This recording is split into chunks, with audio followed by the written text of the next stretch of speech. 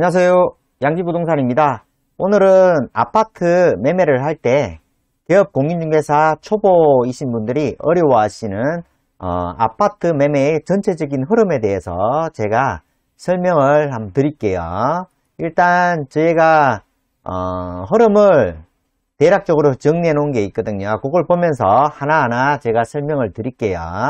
아파트 계약서 작성 시 필요 서류 기본사항, 기본 흐름 익히기 이렇게 되어 있고요. 계약서 쓸 때 처음에는 굉장히 설레고 떨릴 거예요. 일단 계약서를 쓸 때 매도인한테 신분증, 운전면허증, 주민등록증으로 해서 갖고 오시라고 하고요. 도장은 막도장도 상관이 없고요. 계약서 쓸 때는 지장도 됩니다. 잔금 때 꼭 인감 도장이 필요한 거지 지금은 막도장도 상관없습니다. 그리고 임대계약서가 있을 때는 임대계약서를 갖고 오시고 그 다음에 특약사항에 애완견, 요즘 애완동물, 대출 등 이런 사항에 대해서 쓰시면 되고요.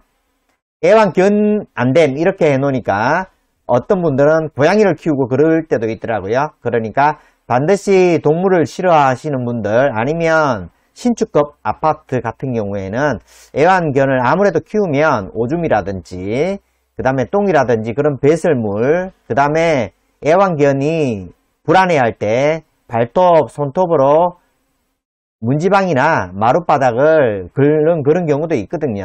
그렇기 때문에 싫어하시는 분들은 반드시 애완동물 안 된다고 하시고요. 그리고 계약서를 쓸 때 뭔가 매도인이 이상하다. 뭔가 더 이제 확실하게 하고 싶으면은 등기 권리증도 반드시 지참하시라고 요구를 하시면 되고요.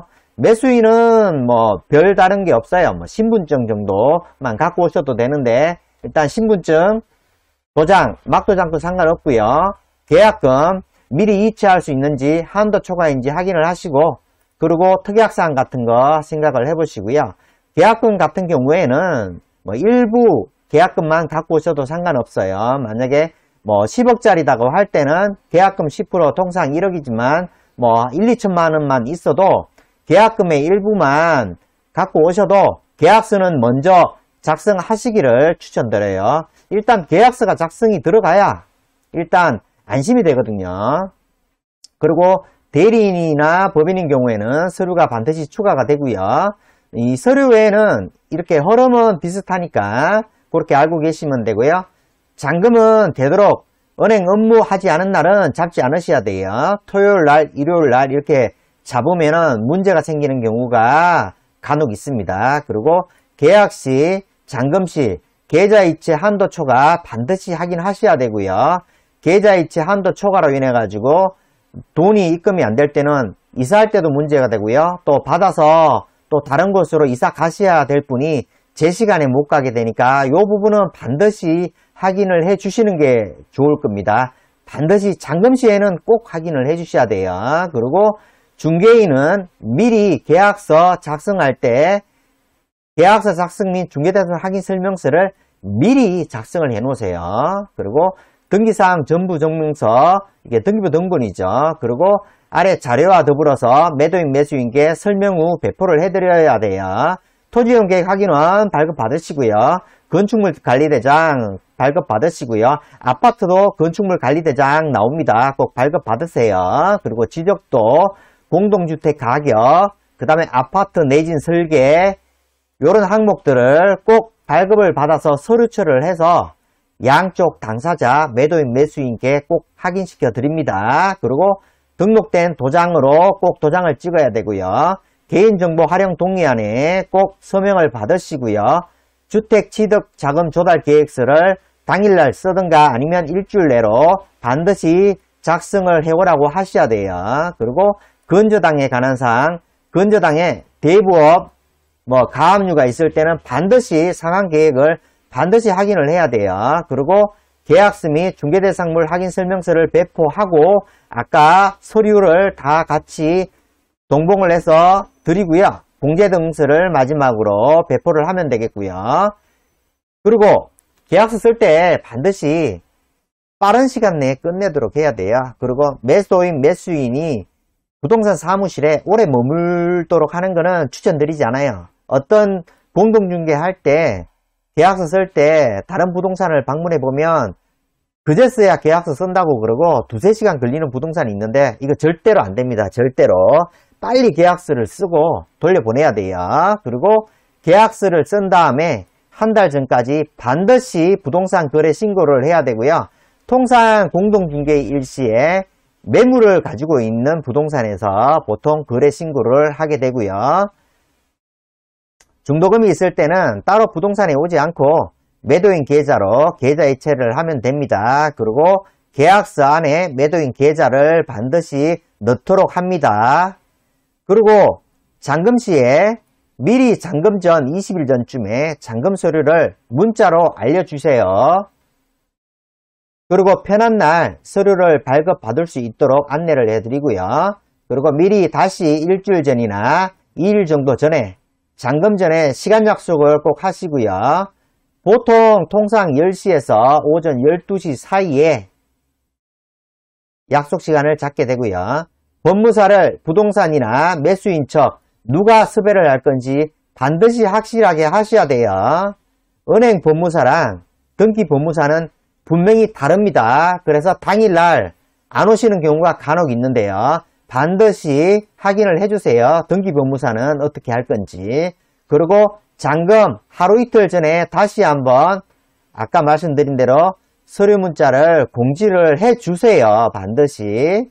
그리고 문자를 남기실 때 매도인 서류, 등기권리증, 매도인 인감증명서, 주민등록 등본, 인감도장, 신분증 이렇게 안내를 하고요. 등기권리증은 분실시 잔금법무사에게 매도인이 직접 참석하여 지장을 찍고 5만원에서 7만원 정도 비용 지불하면 확인서 발급으로 대체가 가능합니다. 가끔 매도인이 당황해하는 경우가 있어요. 이렇게 설명드리면 되고요.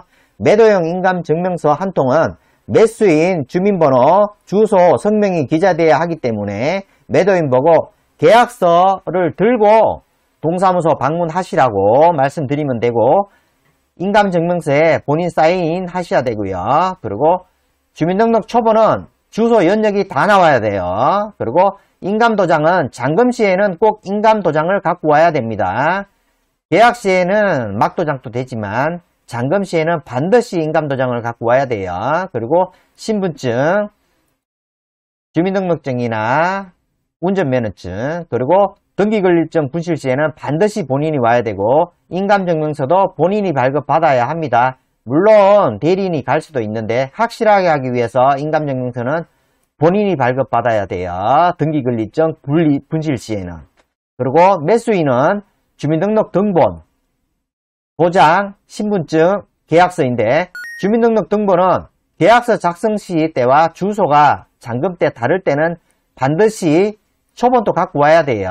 그리고 도장은 이때는 막도장도 됩니다. 그리고 신분증, 그 다음에 계약서, 등기 시에 법무사가 갖고 가서 등기권리증 만들어서 주는데 대략 한 일주일 정도 소요가 된다고 보시면 돼요. 그리고 매도인은 잔금 시 미리 일주일 전에 이사 간다고 관리사무실에 얘기하고요. 이사 당일 가스회사 전화해서 가스비 정산하고 영수증 받아 놓으시고 관리사무소 가셔서 장기수선 충당금, 선수관리비를 해당 부동산 팩스로 보내서 부동산에서 정산하도록 합니다. 관리비는 관리사무소에서 정산하는 경우도 있고요. 장기수선 충당금은 세입자 거주 시에 필요하고요. 세입자에게 반드시 주어야 하는 돈이에요. 장기수선 충당금은 주인이 아파트에 대한 페인트 작업이라든지 공동 건물 공동으로 사용하는 곳에 나중에 수선 시에 필요한 금액을 걷는 금액이거든요. 이 금액으로 나중에 엘리베이터라든지 그런 거 수리할 때 쓸 수도 있고요. 그래서 요 금액은 반드시 세입자에게 주도록 해야 돼요. 그리고 대출관계, 요것도 중요하거든요. 대출은 넉넉히 잔금 전 20일 전에는 신청하셔야 돼요. 매수인은 반드시. 대출 시 매도인 집에 세대주 가족 외에 다른 분이 전입되어 있다면 그분을 전출시키거나 무상거주 확인서를 제출해야 돼요. 매수인이 은행에 대출하러 갔을 때 은행에 따라서 다르지만 직접 요 사항을 방문 확인하는 경우도 있으니까 반드시 매수인이 매도인한테 확인을 해야 되고 중개사는 매도인한테 물어봐야 돼요. 그리고 잔금시 매도인은 판집에 전출 신고를 해야 되고 전세 계약일 경우에는 반드시 당일날 매도인 전출 가시는 분이 전출을 해 주셔야 돼요. 은행에서 요구를 합니다. 이쪽에 써여 있죠. 매매가 아니라 전세일 때는 임차인이 나가는 당일날 꼭 전출을 해 달라고 합니다. 은행에서 요 사항을 요구하거든요.